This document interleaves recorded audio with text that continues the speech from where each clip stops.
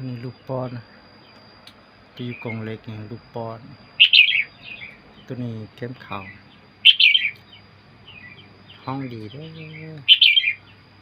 เข้มขาวตัวนี้เข้มขาวปีกายเนาะเลี้ยงมาเตะเข้มขาวหอนใหญ่หอนยาวเข้มขาวตัวนี้กลิกหลายเลยตอนเช้าแล้วกลิกดังกลิกเลยเนาะลูกป้อนตัวนี้บ่อยากกลิกปานใดจะบ่เฮาปานใดป้อนแต่ว่าเข้มขาวตัวนี้โอ้เฮาขนาดตื่นแต่เช้าๆกลิกแล้วเลยเนาะเฮาดี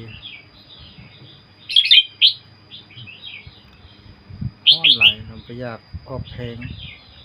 ห้องแบบตัวแม่มันห้องแบบอันน่ะตัวแม่ซื่อๆปิดเปรียวมันฮ้อน